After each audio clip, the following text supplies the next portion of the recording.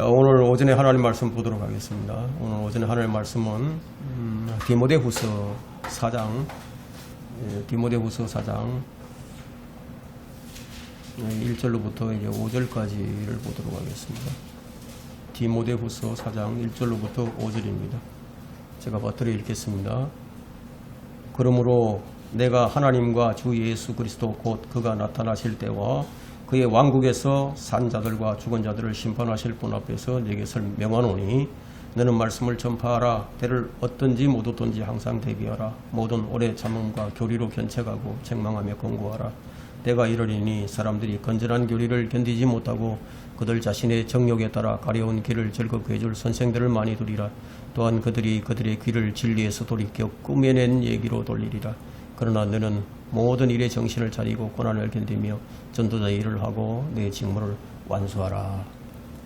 오늘 이 설교 제목은 지금 이루어지고 있는 마지막 때의 예언입니다. 지금 이루어지고 있는 마지막 때의 예언. 이 마지막 날들의 이 배교 속에서 그리스도인들이 어떻게 살아가야 하는가, 그것을 이제 바울이 이 본문의 말씀을 통해서 이제 보여줍니다. 우리는 이 구절을 통해서 바울이 얼마나 하나님을 의식하고 살아갔는지를 우리가 엿볼 수가 있습니다.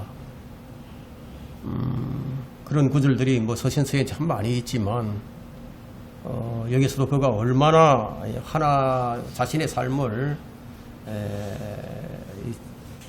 자신의 삶에 하나님을 중심에 놓고 살았는지 우리가 1절에서 우리가 발견할 수가 있습니다. 그러므로 내가 하나님과 주 예수 그리스도 곧 그가 나타나실 때와 그의 왕국에서 산 자들과 죽은 자들을 심판하실 분 앞에서 내가 네게 명하노니 이렇게 얘기를 하고 있죠. 그 바울의 위치가 어디 있습니까? 하나님께 있죠. 언제나 하나님께 있었습니다. 왜 우리가 하나님의 뜻을 잘 실행하지 못하죠? 왜 우리가 하나님을 까마득히 이제 잊고 살기 때문이에요. 여러분이 이제 하나님을 한번 사랑해 보세요. 그렇게 되면 그날로부터 이제 표정이 달라집니다. 생각의 변화가 일어나게 됩니다. 하나님 사랑하기 때문에. 어떻게 하면 하나님 마음에 들 수 있을까? 그분이 좋아하는 것은 무엇일까? 그분이 기뻐하는 것을 탐구하고 찾게 되겠죠. 그리고 한순간도 그분을 여러분의 생각과 마음에서 놓지 않으려고 할 겁니다. 여러분이 사랑하는 사람을 한번 생각해 보세요. 여러분이 사랑하는 사람을 떠올리게 되면 아마 머리끝부터 발끝까지 막 달라지기 시작합니다. 여러분들이 처음에 그 이성 간의 연애를 하게 될 때, 사랑을 하게 될 때 아마 그랬을 거예요. 그 사람이 한 말이라든지 또 그 사람을 줄곧 머릿속에 이제 떠올리고, 왜냐하면 그 사랑하는 사람을 늘 생각하기 때문에, 그래서 그 사랑하는 사람의 한 표정까지도 기억이 되죠. 행동 하나하나가 다 기억이 됩니다. 그 사람의 모든 것이 다 마음에 있기 때문에 자신이 달라지는 거죠. 사랑을 하면 달라지듯이. 근데 바울이 여기서 4장에서 첫 서두가 나는 하나님 앞에서 그리고 죽은 자와 산자를 심판하실, 산자들과 죽은 자들을 심판하실 분 앞에서 네게 명하노니. 명령이죠. 명령을 합니다. 명령이라는 것은, 성경에 나오는 명령은 지켜도 되고 안 지켜도 되는 그런 얘기가 아니라 반드시 지켜야 하는 것이 명령이에요. 그 명령이 무엇인가 하면은 2절이에요. 2절. 너는 말씀을 전파하라. 때를 어떤지 못 어떤지 항상 대비하라. 모든 오래 참음과 교리로 견책하고 책망하고 권고하라. 디모데는 에베소 교회 목사였습니다. 그래서 바울이 디모데에게, 디모데야, 네가 해야 하는 일이 무엇인지 아느냐? 말씀을 전파하는 일이다. 여러분, 목사가 해야 할 일이 무엇입니까? 디모데는 설교자로 부름을 받았으니까 그 말씀을 전파하는 행태가 그 형태가 주로 설교하는 일이겠죠. 그럼 말씀을 가르치는 일이 되겠죠. 저와 여러분도 마찬가지예요. 그리스도인으로서 디모데와 같은 그런 영향을 받았습니다. 그런데 우리 일생은 내 꿈을 이루기 위해서 살아가는 존재가 아니라는 거예요. 이전에 그렇게 살아왔지만 이제는 아니라는 거예요.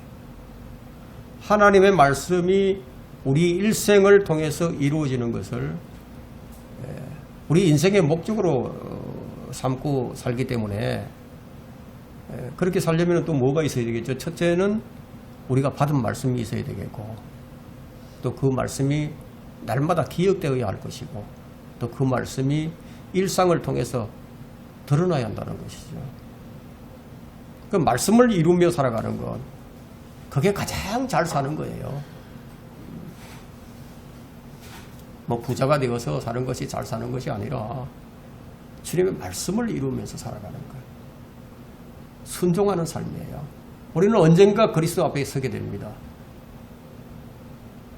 우리는 죽게 된다는 것을 알지만, 근데 언제 죽는 것은 알지 못하고 살아가죠. 근데 바울은 이제 자기의 죽음을 감지했습니다. 자기 죽음을 이제 감지하고 사랑하는 디모데에게 지금 마지막 유언장을 쓰고 있는 거예요. 그 유언장의 내용이 어떻게 하든지 전하라는 겁니다. 때를 얻든지 못 얻든지 항상 대비하고 있으라. 기회가 주어지면은 전할 수 있도록 항상 대비하고 있으라는 거예요. 그럼 뭐 어떤 사역자가 말씀을 가지고 있지 않다면은 어떻게 그가 말씀을 전파할 수 있겠어요? 사역자는 설교도 잘해야 되고 가르치기도 잘해야 되지만 상담도 잘해야 됩니다. 누군가가 물어본다면 답변을 해야죠. 매번 그냥 이건 잘 모르겠다고, 내가 좀 확인해보고 내가 좀 연구해보고 나중에 설명을 드리겠다고 매번 그럴 수는 없는 거 아니에요. 그것도 간혹 그러는 것은 모르겠지만, 그래서 이제 말씀을 받고자 하는 갈망이 있어야 하고요. 말씀을 전파하고자 하는 열망이 있어야 됩니다. 그 말씀을 위해서 살고자 하는 결단이 있어야 되겠죠. 그럴 때 하나님께서 어떻게 해주시겠습니까? 하나님께서는 신기하게도 그 말씀이 이루어질 수 있도록 우리의 소소한 그 바람이 이루어지도록 도와주신다는 거예요. 왜냐하면 말씀이 이루어지는 것이 하나님이 증거되는 것이고, 하나님께서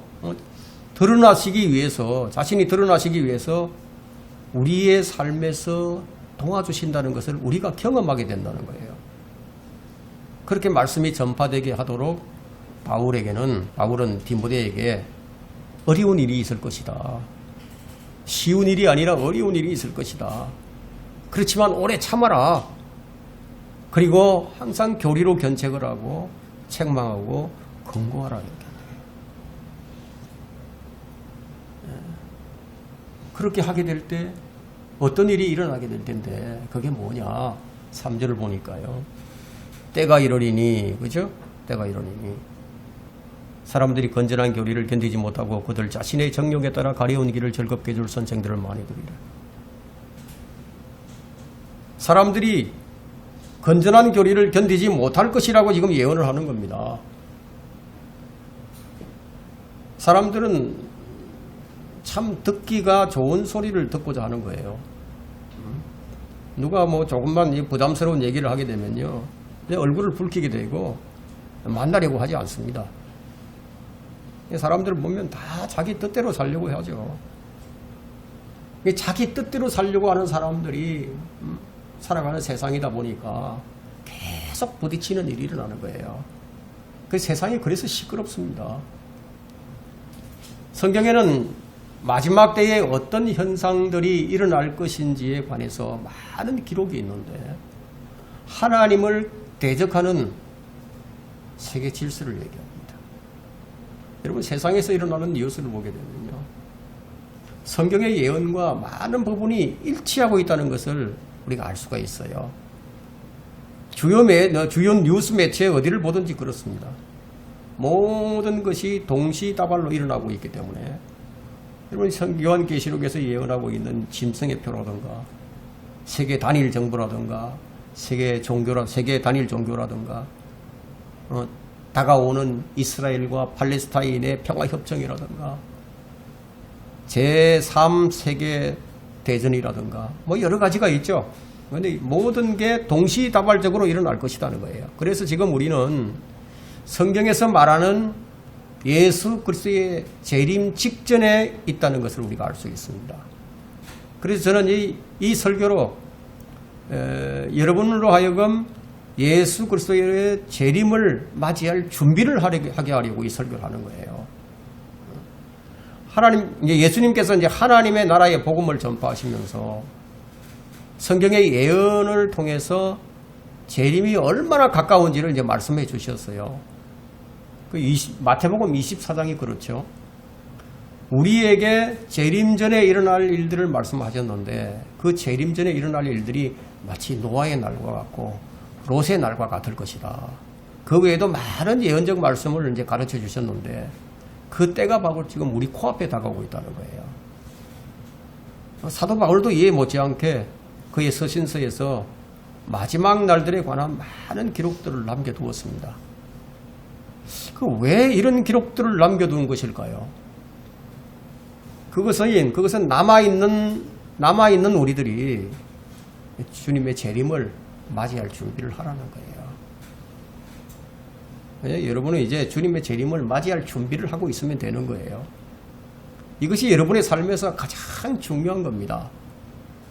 여러분은 주님을 맞이할 준비가 되어 있습니까? 저는 이제 여러분에게 이런 질문을 하는 거예요. 그렇다면 여러분은 주님과 올바른 관계가 형성되어 있습니까? 우리 이런 질문으로 우리를 독려합니다. 우리가 살펴볼 오늘 주제는 사람들이 마지막 때에 어떤 인성으로 바뀌게 되는 거예요. 오늘 많은 사람들, 설교자들은 대환란과 적그리스도, 666표, 제3성전은 언제 시작이 되는가, 그리고 세계 질서의 재편 등에 관해서는 많은 관심을 가지고 있지만 그런데 사람들의 인성이 바뀌는 것에 관해서는 별로 관심을 안 가지고 있다는 거예요. 그래서 제가 오늘 사람들의 인성에 관해서 설교를 하게 된 것은 우리가 관심을 가지고 눈여겨봐야 할 이 본문에서 눈여겨봐야 할 것을 본문에서 지금 말씀을 하고 있기 때문이에요. 여러분, 사람의 인간성은요, 세상의 변화와 비례해 갑니다. 예를 들어서 설명을 드린다면 사람의 인성이 짐승처럼 변해간다는 거예요. 여러분, 짐승의 표가 나타나게 될 때는요, 사람의 인성은 짐승처럼 되어 있을 거예요. 그 짐승의 표가 어떻게 나타나게 될 것인가, 지금 그 징조들이 지금 나타나고 있어요. 여러분, 그 중앙은행의 디지털 화폐라는 얘기를 들어본 적이 있습니까? 예. CBDC라고 얘기하는데 디지털 화폐, 종이 화폐가 아니고 디지털 화폐가 된다. 자, 이것은 이제 세계 경제 통화를 의미하는 것인데 이것이 가장 강력한 짐승의 표의 징표 중에 하나예요. 징조 중에 하나라는 얘기예요. 요한계시록 13장 이 16절부터 한번 보겠습니다. 요한계시록 13장 16절부터 이 세계 통화에 대해서 얘기를 하고 있는데 16절부터 제가 읽겠습니다. 그가 모든 자, 즉 작은 자나 큰 자, 부자나 가난한 자, 자유자나 종이나 그들의 오른손이나 이마에 표를 받게 하고 그 표나 그 짐승의 이름이나 그의 이름의 숫자를 지닌 사람을 제외하고는 아무도 사거나 팔 수 없게 하더라. 사고 파는 것이 통제됩니다. 뭐잖아, 적그리스도와 거짓 선지자가 등장해서 전 세계에서 작동 중인 개인 번호 시스템, 이것을 통제를 하게 된다는 거예요. 그 시스템으로 사람들의 경제를 통제하면서 여러분 은행 계좌 접근까지도 통제한다는 거예요. 이 사람들의 구매 가능한 목록까지도 통제한다는 거예요. 구매를 금지시키는 품목도 있을 거예요. 그래서 사회 활동을 통제합니다. 이게 곧 다가온다는 겁니다. 지금 구원받지 못한 사람들은 이 사람들, 이들의 통제를 받게 될 거예요. 그것도 아주 빨리 다가옵니다. 여러분 그런 징조들이 지금 보여지고 있죠. 지금 전 세계 각 나라의 중앙은행이 있어요. 우리나라는 한국은행이죠. 그 중앙은행 중 90%가 디지털 화폐를 보류하고 있다고 얘기를 합니다. 네. 지금까지는 이 달러라든가 아니면 유로화가 이 세계를 다 통화를 지금 움직였는데 그 문제가 많이 발생하죠. 달러를 계속 찍어가지고 전 세계를 갖다가 고인플레로 만들어 놓고 이런 일들이 일어났잖아요. 그러니까 이제 사람들이 이 달러를 대체할 만한 뭐가 없을까 이런 생각을 하게 되잖아요. 그래서 중앙은행들이 이제 고려하는 것들이 디지털 화폐라는 겁니다. 이것들을 이제 성경의 예언과 연관을 지어보면 전혀 가능성이 없는 것이 아니에요. 성경에서 일어난다고 하는 일은 반드시 일어납니다. 그것은 예언되었고 예언된 것은 한 번도 이루어지지 않은 적이 없어요. 반드시 이루어진다는 겁니다. 그럼 성경은 적그리스도가 나타나서 개인의 경제활동을 통제할 것이라고 지금 예언을 하고 있기 때문에 사거나 팔거나 할 수 없게 만든다는 거예요. 그래서 지금 세계중앙은행의 디지털 화폐는 미래 세계에 정부가 경제적 통제할 것을 보여준다는 겁니다. 적그리스도가 나타나가지고 야 이제부터 내가 통제한다. 모든 것을 내가 통제한다. 이렇게 한번 상상을 해보세요. 그런 징조가 이제 보이기 시작했다는 겁니다. 여러분 세상이 이렇게 흘러가고 있습니다. 지금 이루어지고 있는 마지막 때 예언 첫 번째는 성경은 마지막 날들의 사람들의 성향도 인성도 바뀔 것을 예언하고 있습니다. 여러분 디모데후서 3장 1절부터 한번 보겠습니다. 사람의 인성이 어떻게 바뀌는 것인가. 1절부터 디모데후서 3장 1절부터 또 이것을 알라. 마지막 날들에 아주 어려운 때가 오리라.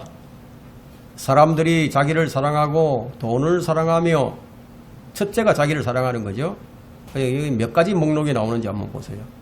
첫째는 자기를 사랑하고 돈을 사랑하며 자긍하고 교만하며 하나님을 모독하고 부모에게 불순종하며 감사하지 아니하고 거룩하지 아니하며 무정하고 화해하지 아니하며 모함하고 절제하지 못하며 사납고 선한 것을 좋아하지 아니하며 배반하고 분별이 없으며 자만하고 쾌락을 사랑하는 것이 하나님을 사랑하는 것보다 더하며 경건의 모양은 있으나 경건의 능력은 부인하리니 이런 자들에게서 돌아서라.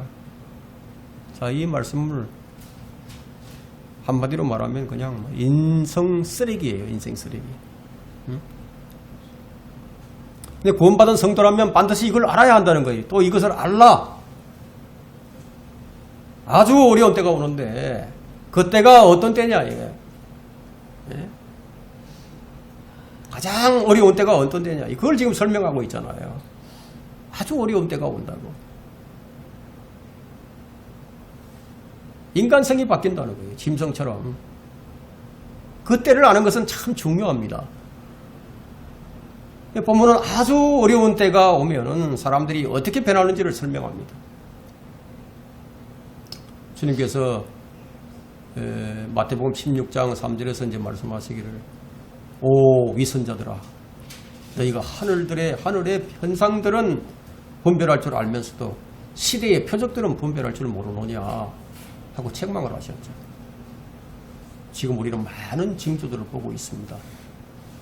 세상이 어떻게 돌아가는지 특히 교회가 배교하는 모습 배교가 만연한 모습을 우리는 지금 보고 있는 거예요.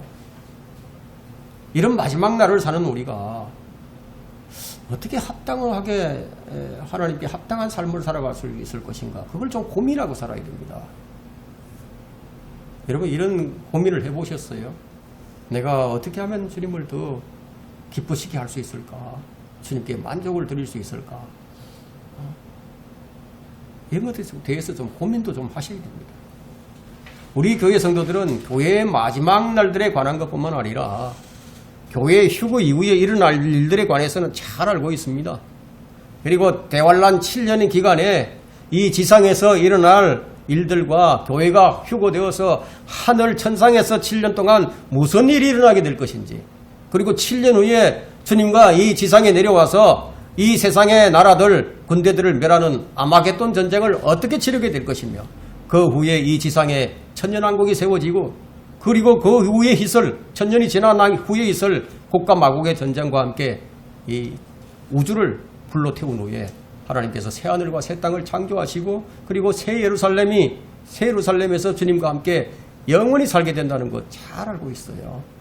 그러나 우리가 이런 일들에 대해서 모든 것을 다 알고 있다 하더라도 대비하지 않고 있으면 무슨 소용이 있겠어요? 구원받은 사람이 확실하다면 모두가 들림을 받게 되겠지만, 그러나 구원받지 못한 사람이라면 이 설교를 통해서 구원을 받아야 하겠죠. 또 구원받았다 하더라도 주님을 맞이할 준비를 잘 하지 못한 분들은 이제 준비를 잘 갖춰야 되겠죠. 휴거란 무엇이죠? 휴거. 누굴 데려가는 겁니까? 네? 죄인들을 데려갈까요? 휴거란 무엇입니까? 교회를 데려가는 거예요. 교회에. 그리스도의 몸 신부를 데려가는 거예요. 그게 휴거예요. 왜 데리고 가죠? 신부를 혼인하기 위해서 데리고 가는 거예요. 단장을 해서 혼인을 하기 위해서. 휴거란 주의 신부를 데리러 오는 거예요. 지금이 교회의 마지막 날들이 틀림이 없습니다. 그리스도 안에서 죽은 사람들이 부활의 몸을 입게 되고, 그리고 들림을 받게 될 것이고, 살아있는 사람들은 이제 몸이 변화되어서 썩지도 않고 죽지도 않는 그런 몸으로 변화되어서 들림 받는다. 이왕이면 여러분, 죽지 않고 죽음 맛보지 않고 들림 받는 것이 더 좋지 않겠어요? 그렇죠? 빨리 오셔서 좀 데리고 가는 것이 우리의 소원입니다. 우리는 그럴 가능성이 매우 큰 시대에 살고 있습니다. 주님은 자기에게 속한 자들을 다 아신다고 말씀하셨어요. 여러분이 구원받았는지 안 받았는지 온 우주에서 여러분의 구원에 대해서 아는 새 인격이 있어요. 첫째, 하나님이 아시죠. 그리고 자기가 알아요. 세 번째, 마귀가 알아요. 여러분, 주님은요, 자신의 신부가 누구인지 다 아시는 거예요. 그 신부를 이제 데리러 오실 거라요. 그래서 디모데후서 3장부터 이제 3장의 1절부터 이제 13절의 내용은요, 휴거가 바로 있기 전에, 휴거가 있기 직전 동안에 실제로 일어날 세부적인 예언들이에요. 사람들이 이렇게 변해간다. 여기엔 25가지의 부정적인 특징들이 제시되고 있습니다. 중요한 것은 지금 우리가 사는 이 시대가 교회의 마지막 날들이라는 것을 인식하지 않는다면 아마 이 구절이 내 마음에 와닿지 않을 거예요. 이렇게 마지막 날들에 관해서 다루고 있는 이 내용 중간에 보게 되면 8절에 디모데후서 3장 8절 한번 보세요. 얀네와 얌브레가 모세를 대적한 것 같이 이제 그들도 진리를 대적하니 이는 사람들은 마음이 부패하고 믿음에 관해서는 버림받은 자들이다.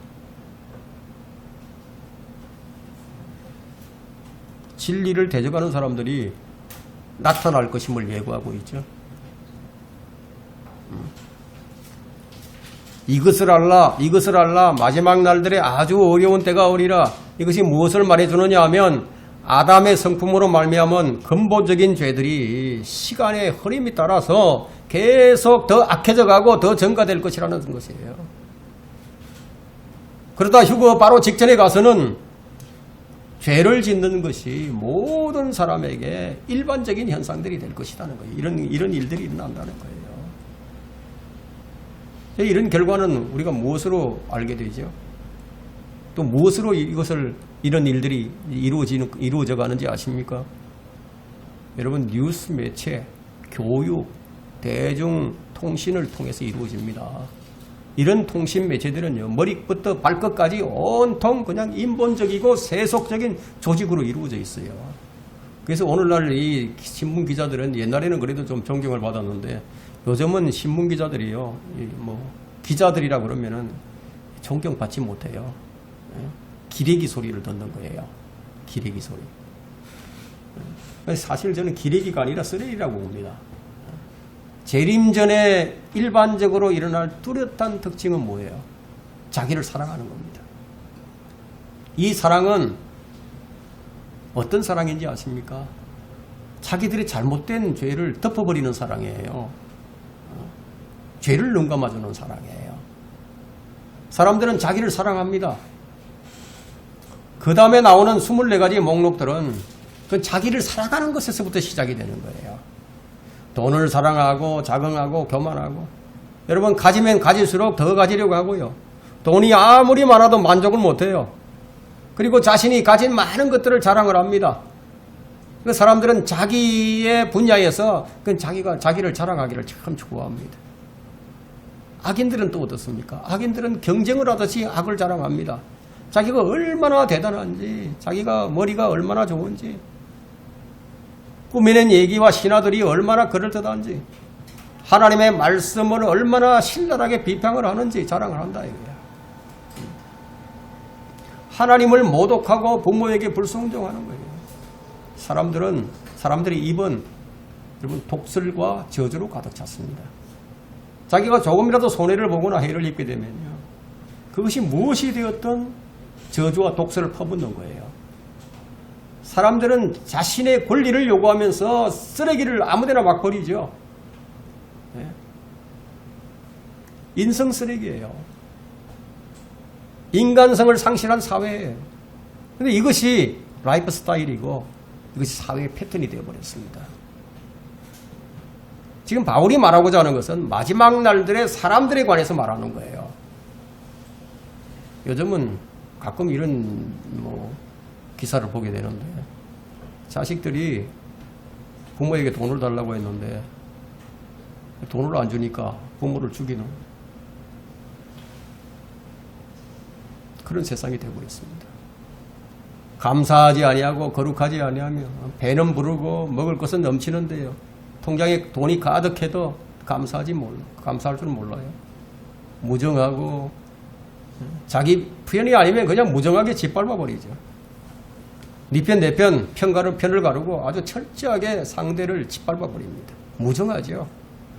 화해하지 아니하며, 여러분 지난 500년간 체결된 조약들이 얼마나 많이 있습니까?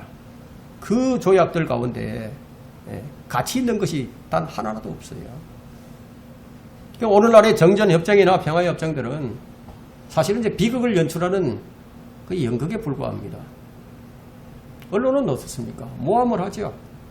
언론은 가짜 뉴스를 먹고 삽니다. 양심 따위는 없어요. 상관이 없어요. 없는 협의도 만들어 씌우는 거예요. 성공하면 좋고 아니면 말고. 절제하지 못하며, 여러분 사람들의 음욕이 가득한 이 그 눈을 통제를 못해요. 여러분 묻지마 살인들이 왜 일어납니까?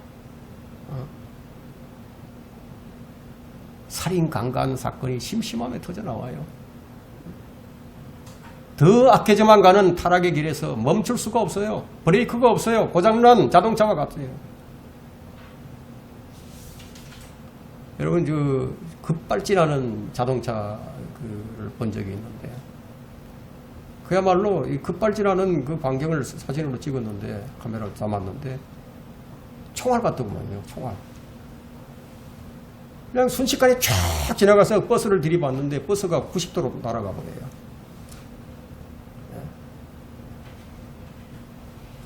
브레이크가 없다고요. 브레이크.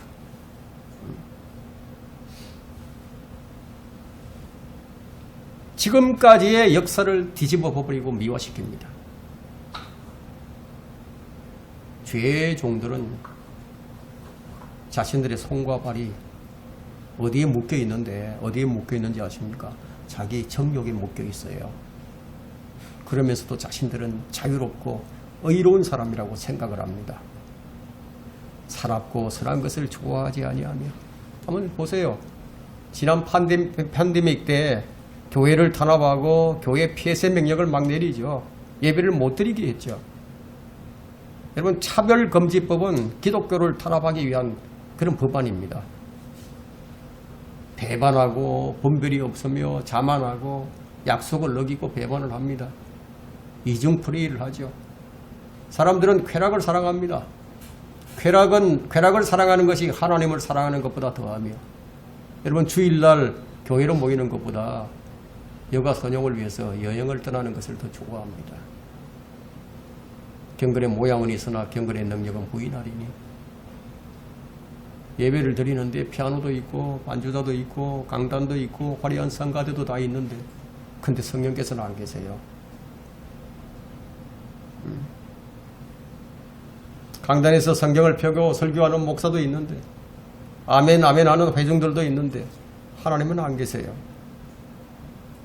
사람들이 만든 조명도 있고 카메라도 있고 꾸며낸 선수들이 설교와 조화를 이루어가지만 뭐가 같습니까? 고철보다도 더 싸늘합니다. 말도 할 줄 알고 노래도 할 줄 알아요.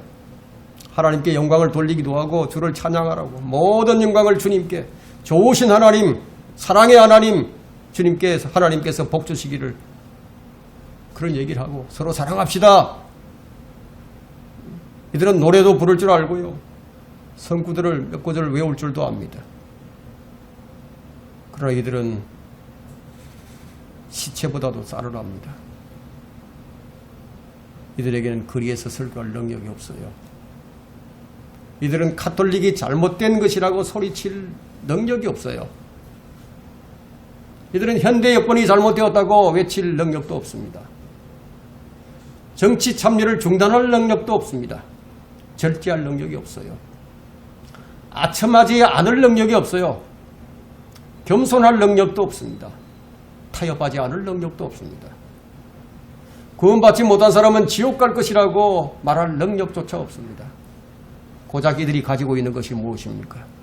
이들이 가진 능력이란 술을 끊고 담배를 끊는 정도, 교회를 다닐 정도의 능력만 있을 뿐이에요.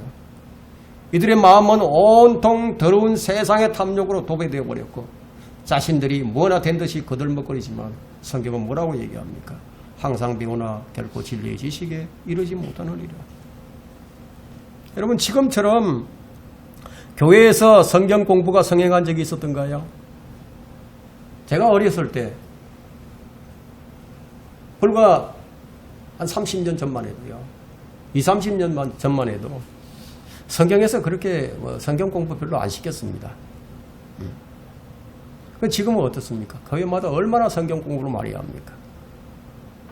온갖 지식을 다 배우지만 그릇된 지식만 배울 뿐 진리의 지식에 이르지 못한다는 거예요. 이것이 마지막 날들에 일어날 사람들의 성향과 인성이에요. 지금 이루어지고 있는 마지막 날들의 예언 두 번째는, 휴거가 일어나기 직전 동안 교회의 배교가 일어날 것이다. 세상 사람들만이 바뀌는 것이 아니라 여러분, 구원받은 하나님의 사람들도 바뀌어간다는 것이에요. 이런 문제가 제기되는 것이 바로 오늘 우리가 읽은 디모데후서 4장 3절부터 4절이에요. 때가 이르리니 사람들이 건전한 교리를 견디지 못하고 그들 자신의 정욕을 따라 가려운 길을 즐겁게 해줄 선생들을 많이 두리라. 또한 그들이 그들의 귀를 진리에서 돌이켜 꾸며낸 얘기로 돌리리라. 이것이 지금 일어나고 있는 현실이에요. 교회가 지금 이렇게 바뀌어가고 있다는 거예요. 이것은 구원받은 사람들의 배교를 예언하고 있는 겁니다. 왜냐하면 그들이 귀를 진리에서 돌이켜 꾸며낸 얘기로 돌리리라고 말을 하고 있기 때문에. 그러니까 이 배교는 그리스도의 몸 안에서 일어나는 배교예요.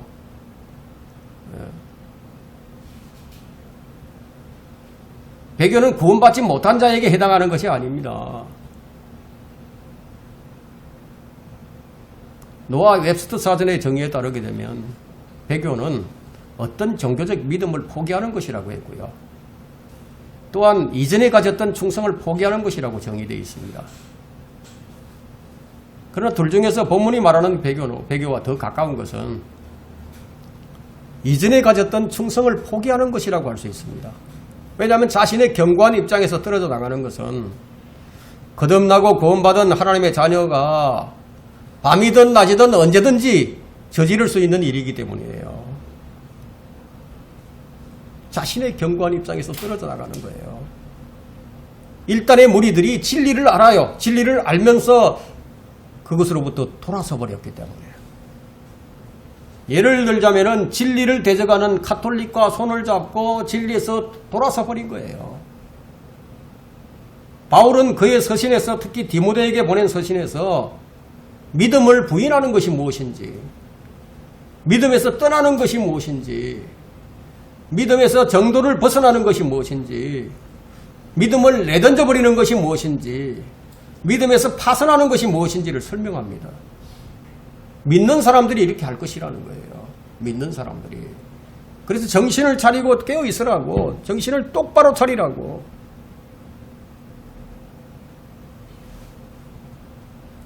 진리의 사랑을 받아들여서 진리를 실행하던 사람들이었는데 건전한 교리를 견디지 못하게 되어버린 거예요. 왜 이렇게 되어버렸죠? 자신의 정욕 때문이라고. 자신들의 정욕에 맞는 선생들을 찾는 거예요. 진리를 전파하는 설교자를 없애버리는 대신에 그 자리에 그들이 원하는 성경 교사들을 앉혀놓는다는 거예요. 건전하지 못한 교사들이 와서 건전하지 않은 교리들을 가지고 그들의 길을 즐겁게 해줍니다. 이제까지 배운 것과 정반대되는 성경과 반대되는 것을 가지고 와서 가르치는데 근데 그것이 너무 좋게 들리는 거예요. 여러분들이 지금 오늘날 유명세를 타고 있는 그런 유명 목사들의 설교를 한번 들어보세요. 여러분들이 들을 수 있는가? 그 설교를 들을 수 있는가? 들을 수 없는 설교죠. 그런데 그런 설교를 수많은 사람들이 좋아하고 따라가는 것은 무슨 이유죠? 무엇 때문이죠?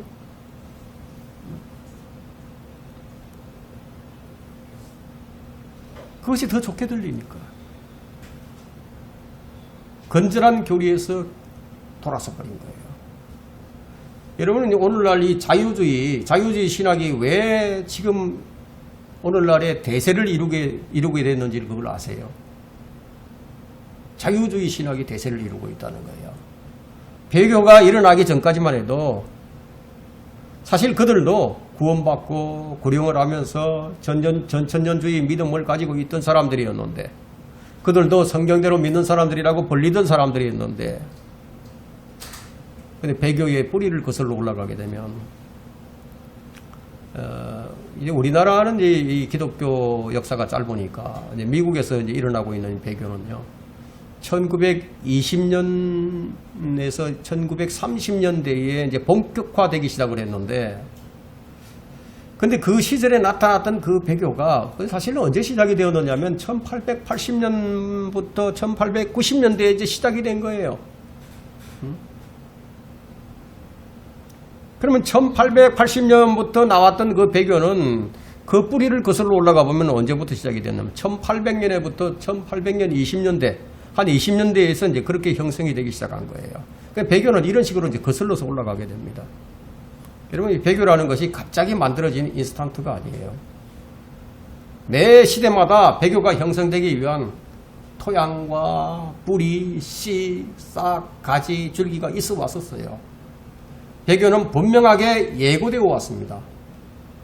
다만 교회의 역사가들과 헬라어 학자들과 히브리어 학자들 이 사람들만 몰랐을 뿐이에요. 그럼 배교가 어디에서 시작이 되는지 아세요?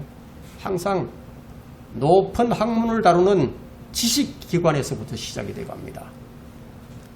자, 이곳에서 자신들을 근본주의자라고, 보수주의자라고, 복음주의자라고, 아니면 카톨릭, 아니면 그리스도인이라고 부릅니다.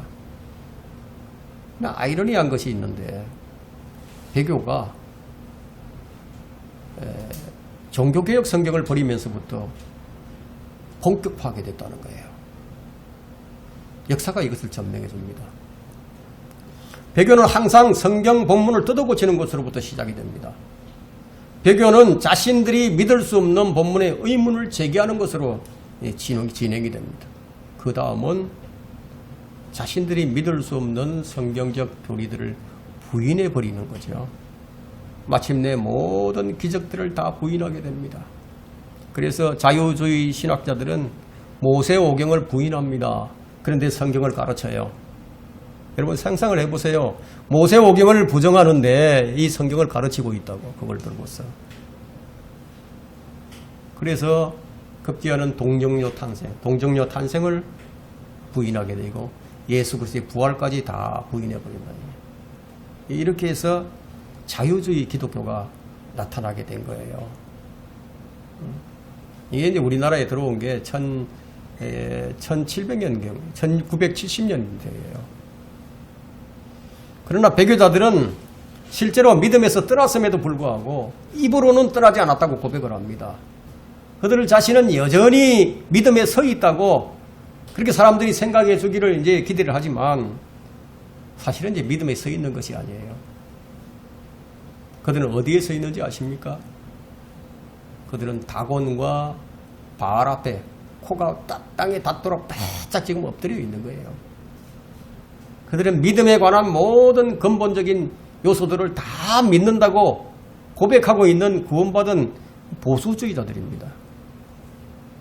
마치 가톨릭 교도들이 사도신경에 있는 모든 것을 다 믿는다고 고백하는 것처럼 우리는 지금 가려운 길을 즐겁게 해줘야 할 좋아하는 그런 시대에 살고 있습니다. 왜냐하면 이들의 귀는 계속 간지러워요. 그래서 누군가가 와서 긁어주기를 바라요. 저는 이제 귀에도 좀 알레르기가 있는데, 자, 이 귀에도 알레르기가 있어가지고요. 이게 뭐 안 돼요. 뭐 약을 먹어도 안 되고. 그러면 이 귀를 팍 파는 거예요. 계속 귀를 팝니다. 막 상처가 날 때까지 막 파요. 한번 가려운 귀는요, 누가 긁어서 피가 나기 전에는 이게 해결이 안 돼요. 그래서 오늘날 이 사람들의 귀가 그래요. 누군가가 와서 가려운 귀를 막 긁어서 아주 시원하게 해주기를 원하는 거예요. 그들의 귀는 항상 어디에 열려 있느냐? 어떤 새로운 것, 자기들이 좋아하는 것을 듣고 싶어 하는 것. 거기서 간질거리는 거예요. 어떤 새로운 꾸미는 얘기를 아주 듣고 싶어 합니다. 성경에 없는 걸 만들어서 얘기해주면 더 좋아해요. 왜냐하면 자신의 귀를 진리에서 돌이켜서 건전한 교리로부터 돌아선 사람들이기 때문입니다. 여러분, 꾸미는 얘기들이 어떤 것이 있는지 아세요? 꾸미는 얘기. 자, 오늘날은 종교 다윈주의를 이제 사람들이 이제 원하고 있죠. 모든 종교에도 구원이 있다. 교황도 그리스도인이라고 얘기합니다. 그리고 성경은 최초의 원본에만 영감을 받았다고 얘기합니다. 자신이 가진 성경은 영감이 없는 성경인 줄 안다는 거예요. 그러니까 예수 그리스도께서 재림하시기 전에 이 땅은 점점 더 평화로워질 것이라고 얘기를 합니다. 그리고 이익은 경건이라고 생각을 합니다. 그래서 교회 연합 일치 운동은 성경적이라고 얘기합니다. 여러분, 이런 것들이 다 꾸미는 얘기에 속하는 것들이에요. 이것들이 바로 오늘날 배교한 자들이 추구하는 교리들입니다. 그래서 13절에 보니까 뭐라고 얘기합니까? 13절에 보니까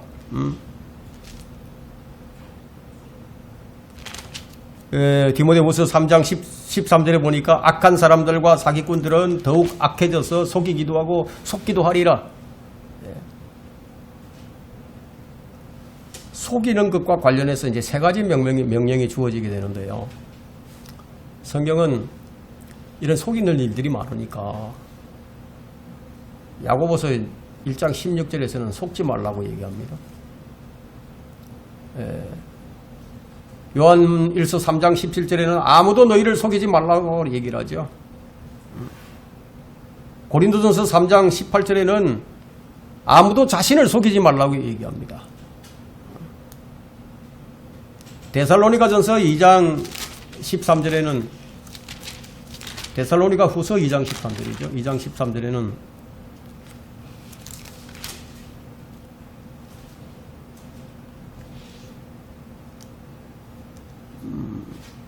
(2장)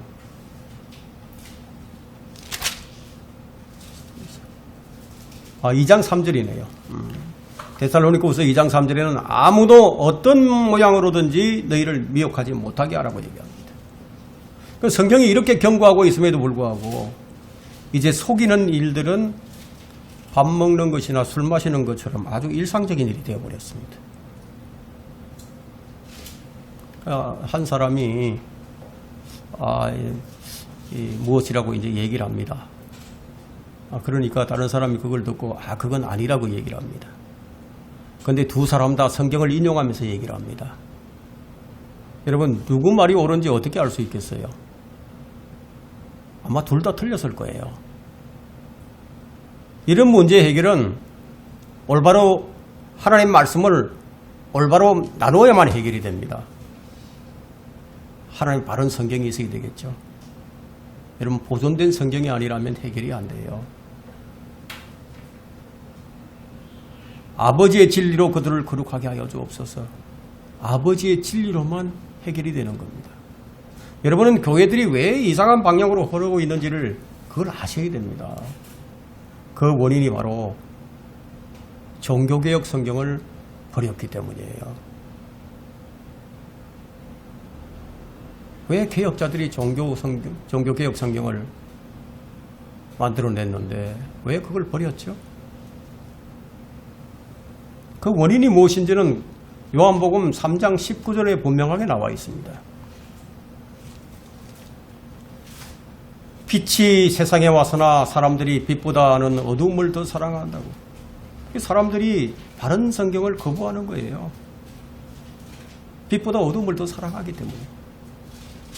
사람이 빛을 거부하는 것은 왜 빛을 거부하느냐? 계속 어둠 속에서 살고 싶기 때문이에요.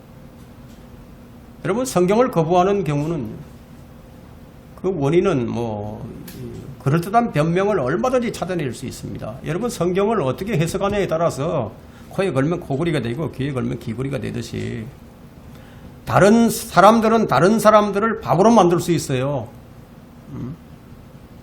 자신들은 다른 사람에 의해서 바보가 되는 거예요.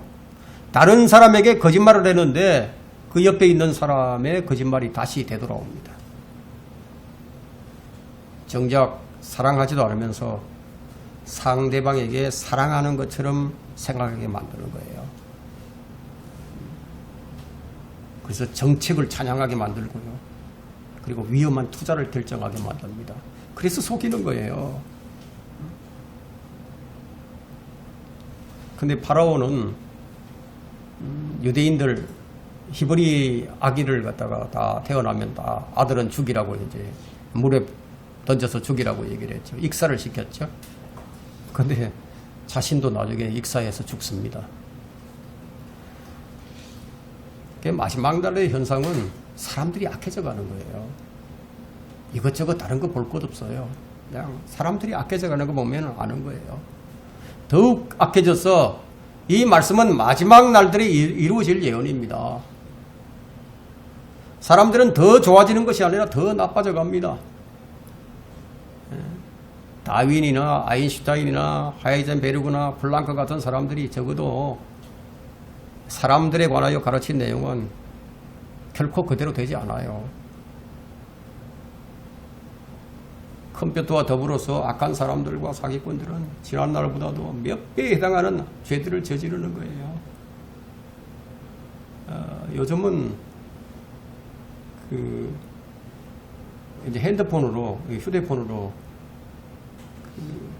보이스피싱이라고 해서 아주 얼마나 리얼하게 예?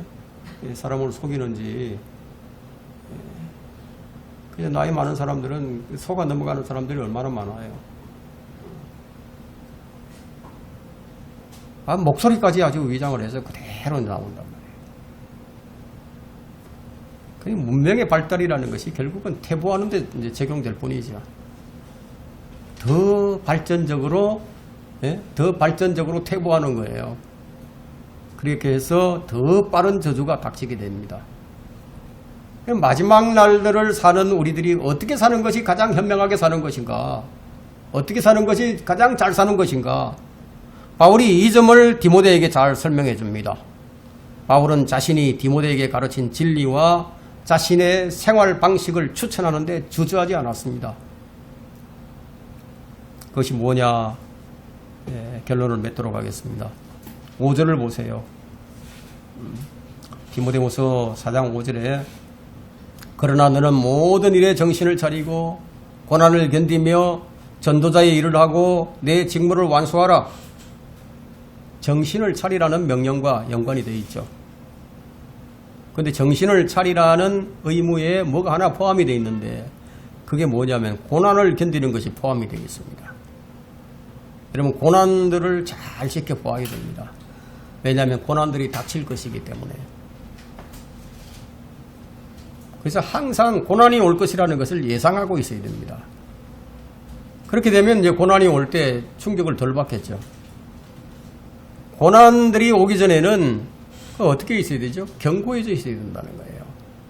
정신을 차리라는 의무에는 또한 포함된 것이 전도자의 일을 하는 것이 포함되어 있습니다. 바울은 마지막 날들의 배교 속에서 그리스도인들이 살아가야 할 최상의 방법을 설명해 주고 있습니다. 그것이 디모데후서 4장 6절이죠. 내가 이미 제물로 드려질 준비가 되어 있고 떠날 때가 이르렀도다. 내가 이미 제물로 드려질 준비가 되었고. 여러분 자신을 제물로 드릴 준비를 하고 사는 사람이 최선의 삶을 사는 거예요. 주님 뵐 준비를 하는 것이야말로 그게 최상이 아니겠어요? 바울은 지금까지 살았던 사람들 가운데 가장 위대한 사도로서 가장 모범적으로 예수 그리스도를 따랐던 사람이에요. 이제 막 순교를 당하려고 합니다.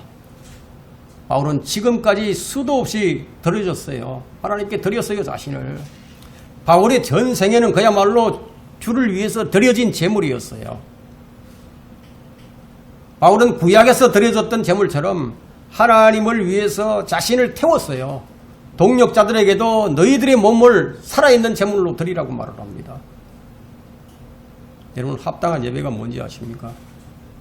자신의 몸을 산채로 드리는 거예요. 바울이 그리스도께로 인도한 이방인들도 하나님께 드리는 제물로 불렸습니다. 여러분 양의 목적이 뭐예요? 여러분 양. 여러분 양으로 산다는 게 어떤 목적을 가지고 있는지 아세요? 여러분 양은 무엇에 필요하죠? 제물로 드리는 데 필요합니다. 네. 여러분들이 하나님의 양이에요. 양. 그러면 여러분들이 제물로 드려져야죠. 바울이 이제 하나님을 위해서 목을 내놓습니다. 부연하자면 이제 곧 우리는 떠날 때가 되었다는 거예요. 이제 우리는 이제 변화를 받아서 우리 몸의 구속을 받아서 주님이 계신 곳으로 끌려 올라가게 될 겁니다. 우리가 어떤 준비를 해야 합니까? 7절을 보니까 내가 선한 싸움을 싸우고 달려갈 길을 마치고 믿음을 지켰으니 바로 이것이죠. 하나는 싸움이에요. 또 하나는 지키는 것이에요. 또 하나는 마치는 것이에요. 여기엔 규칙이 포함되어 있습니다. 우리의 싸움은 육신의 싸움이 아닙니다. 우리의 싸움은 영적인 싸움이에요. 우리의 선한 싸움은 혈과 육에 대항하는 것이 아니에요. 정사들과 권세들과 이 세상의 어둠의 주관자들과 높은 곳들에 있는 영적 악에 대항하는 거예요. 그러면 육신적으로 대항하게 되면 뭐 어떻게 되죠? 탈락이에요. 탈락. 달려갈 길을 마친다는 것은 마라톤 경주를 완주하는 것과도 같습니다. 도중에서 이탈하면 면류관 없어요. 도중에 온갖 일들이 다 발생할 수 있어요. 온갖 공격이 있을 거예요. 온갖 방해물과 장애물들이 있을 거예요. 그렇지만 선수는 넘어지더라도 일어나서 완주를 해야 됩니다. 그래야 면류관이 주어집니다. 여러분, 완벽한 사람 없어요. 한 번도 넘어지지 않는 사람 없어요. 다 넘어져요. 일어나서 또 일어나고 또 일어나서 달려가야 된다. 이거 완주해야 된다. 이거. 하지만 십자가를 지지 않는다면 면류관을 잃게 될 겁니다. 이 모든 일은 믿음을 지키는 가운데서 행해져야 합니다. 선한 싸움을 지키고 싸우고 또 달려갈 길을 달려가는 도중에 이제 다 발생한다는 거예요. 그때 어떤 일들이 일어나는지 아십니까? 주위에서 믿음을 떠나는 사람들도 속출하게 되고 믿음을 부인하는 사람들도 속출하게 되고요. 믿음에서 정도를 벗어나는 사람들도 속출하게 된다는 거예요. 그럼 이들에게는 면류관이 사라집니다. 여러분, 면류관이라는 뜻은 무슨 뜻이 있는지 아세요? 통치관이에요. 통치자가 된다는 뜻이에요. 그러면 믿음을 지키지 못하게 되면 하나님과 그리스도의 왕국에서 통치가 사라져버린다. 이게. 바울이 말하고자 하는 요지가 무엇이에요? 왜 이렇게 장대한 그런 설명을 했죠? 왜 이렇게 얘기를 했죠? 무엇 때문에? 믿음의 정도에서 벗어나지 말라는 거예요.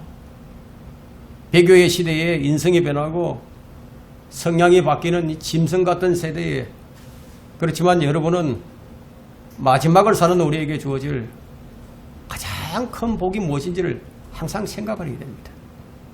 그 끝에는 우리의 복된 소망이신 주 예수 그리스도가 서 계십니다. 이제 우리는 곧 그분을 만나 뵙게 될 것입니다.